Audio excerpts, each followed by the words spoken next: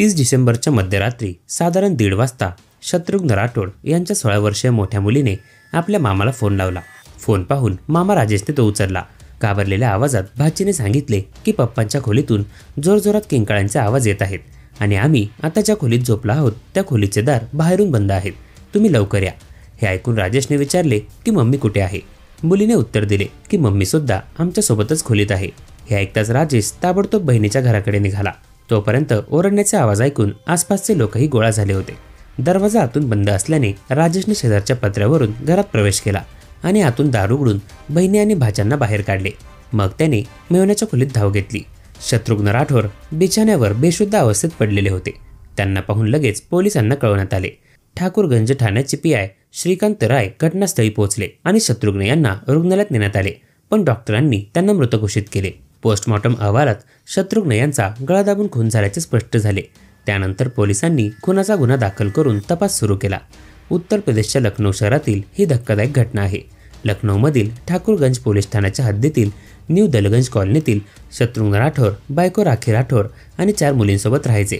शत्रुघ्न राठोड यांचा राजाजीपुरम ब्लॉकमध्ये PNB बँकेजवळ परदेशीय हस्तक नावाचं दुकान आहे। प्राथमिक चौकशीत बायको राखीने सांगितले की माझा नवरा रोजच्या सवयीप्रमाणे रात्री जेवण करून आपल्या खोलीत झोपायला गेले होते।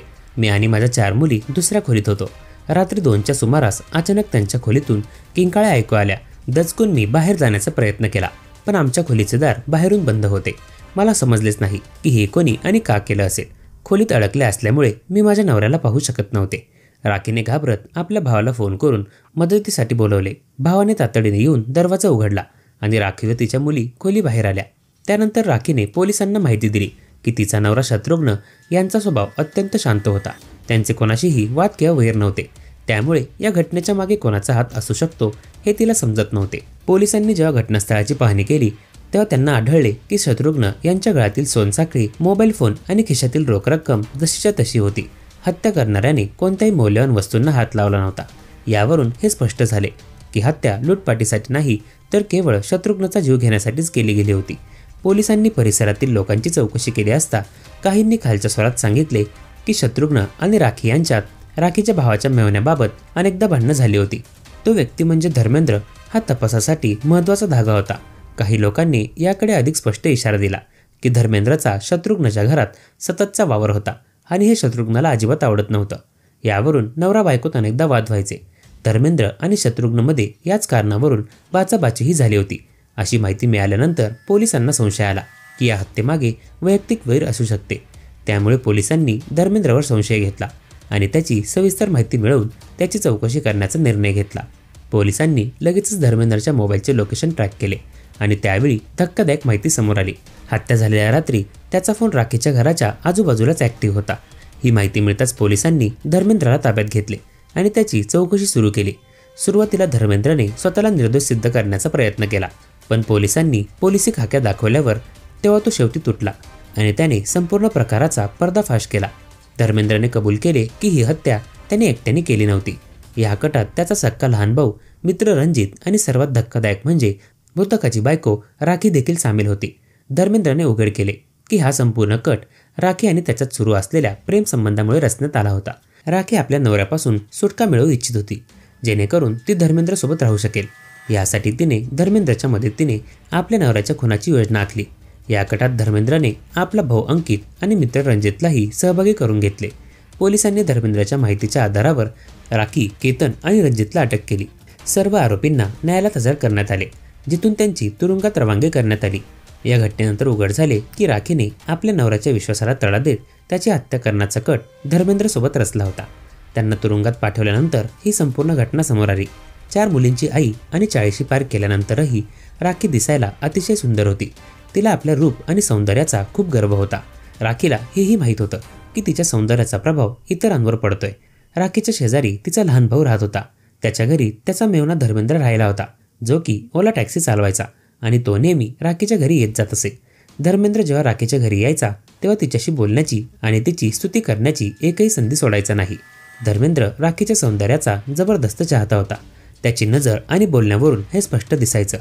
राखीला हे सगळं समजत होतं आणि तिला धर्मेंद्रचीही दिवांगी आवडत होती। एके दिवशी धर्मेंद्र राखीला भेटण्यासाठी तिच्या घरी आला। त्यावेळी घरात राखी एकटीच होती। आणि रोजच्या सवयीप्रमाणे ती आपल्या बिछाण्यावर पडून मोबाईलवर एक विदेशी अश्लील चित्रपट पाहत होती. त्या चित्रपटात गुंतलेली राखी इतकी मग्न होती की तिला समजलेही नाही की धर्मेंद्र तिच्या मागे येऊन शांतपणे उभा आहे. जेव्हा त्याने पाहिले की राखी अश्लील चित्रपट पाहत आहे तेव्हा तो कोणताही संकोच न ठेवता तिच्या जवळ जाऊन हसत म्हणाला की एकटी एकटी काय मजा घेत आहेस. धर्मेंद्रचा आवाज ऐकताच राखी दचकून पटकन उठून उभी राहिली आणि म्हणाली, अरे तसं काही नाही. धर्मेंद्र हसत म्हणाला, लाजायला काय झालं, मी सुद्धा पाहतो. मला काय माहीत होतं की तुलाही याची आवड आहे. आता मी तुला यापेक्षा चांगल्या चांगल्या फिल्म्स पाठवत जाईल. त्याच्या या बोलण्यावर राखी काही वेळ शांत राहिली आणि मग म्हणाली, पण कोणालाही काही सांगू नको. धर्मेंद्रने लगेचच तिला विश्वास दिला की तो कोणालाही काही सांगणार नाही. अरे यार, काय मी वेडा आहे का? ही आपली खास गोष्ट आहे आणि ती फक्त आपल्यातच राहील. तू निर्धास्त राहा. यापुढे धर्मेंद्र रोज दुपारी राखीच्या मोबाईलवर अश्लील चित्रपट पाठवू लागला. तो चित्रपट पाठवल्यानंतर राखीशी बोलत असे आणि तिला विचारत असे की कसा वाटला पिक्चर. हळूहळू या बोलण्यामुळे दोघांमधील अंतर कमी होत गेलं आणि मग एके दिवशी धर्मेंद्रने सर्व मर्यादा ओलांडल्या. त्याने स्वतःच्या बायकोसोबत तयार केलेला व्हिडिओ राखीला पाठवला आणि त्यानंतर म्हणाला, आता तुझी पाळी आहे. तूही तुझ्या नवऱ्यासोबत असा व्हिडिओ बनव आणि मला पाठव. हे ऐकून राखी थोडीशी हादरली, पण आता धर्मेंद्रच्या वागण्यामुळे त्यांचा संबंध एका धोकादायक दिशेने जात होता. राखीने त्याचं बोलणं ऐकलं नाही, पण त्यांच्यातील बोलणं वाढतच गेलं. एके दिवशी धर्मेंद्रने फोनवर राखीला एकटीने भेटण्याची विनंती केली. सुरुवातीला राखी थोडी झिजकली, पण नंतर ती तयार झाली. दुसऱ्या दिवशी धर्मेंद्र सगळी कामं बाजूला ठेवून थेट राखीच्या घरी पोहोचला. तिथे दोघांमध्ये एक नवीन नात्याची सुरुवात झाली. सुरुवातीला राखीने हे सगळे फक्त काहीतरी नवीन करण्यासाठी केलं. ती नको ते चित्रपट पाहायची, त्यामुळे तिच्या मनात काहीतरी वेगळं करण्याची इच्छा होती. पण हळूहळू ती धर्मेंद्रकडे अधिकाधिक आकर्षित होऊ लागली आणि तिने त्याला वारंवार घरी बोलायला सुरुवात केली. धर्मेंद्रचं घरात येणं जाणं वाढलं आणि त्यांचा संबंध अधिकच गडद होत गेला.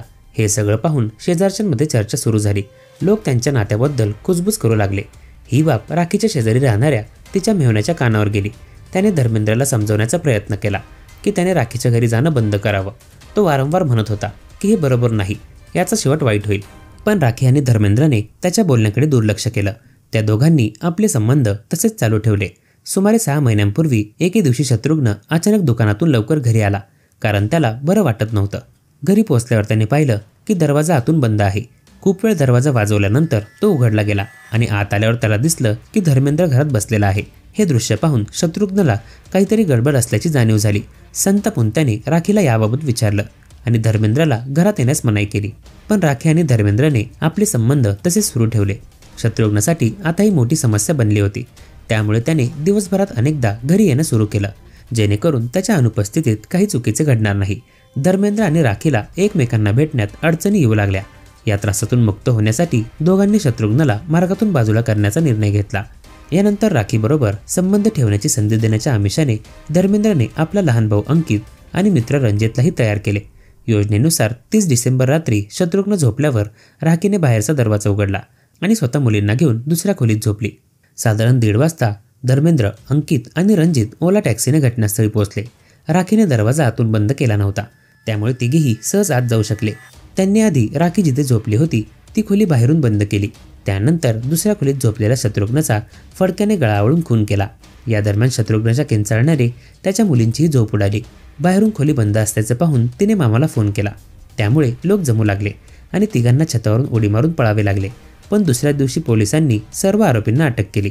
नाती विश्वास आणि प्रामाणिकतेवर टिकतात. जेव्हा कोणी आपल्या कुटुंबाला किंवा जोडीदाराला फसवतो तेव्हा त्याचा परिणाम संपूर्ण कुटुंबावर होतो. या घटनेतही हेच पाहायला मिळतं की व्यक्तिगत स्वार्थ आणि चुकीच्या नात्यांमुळे एका निष्पाप व्यक्तीचा जीव गेला आणि त्याचबरोबर 4 मुलीही पोरक्या झाल्या. यातून आपण शिकायला हवं की नाती फक्त शारीरिक आकर्षण किंवा क्षणिक सुखांसाठी नसतात. त्यांचा पाया प्रेम, विश्वास आणि समजूतदारपणावर असला पाहिजे. कोणत्याही प्रकारची फसवणूक किंवा विश्वासघात केवळ स्वतःसाठीच नाही तर आपल्या कुटुंबासाठी आणि समाजासाठीही धोकादायक ठरतो. पण आपण सर्वांनी मिळून असा समाज घडवण्याचा प्रयत्न केला पाहिजे जिथे प्रेम आणि प्रामाणिकतेला महत्त्व दिलं जाईल.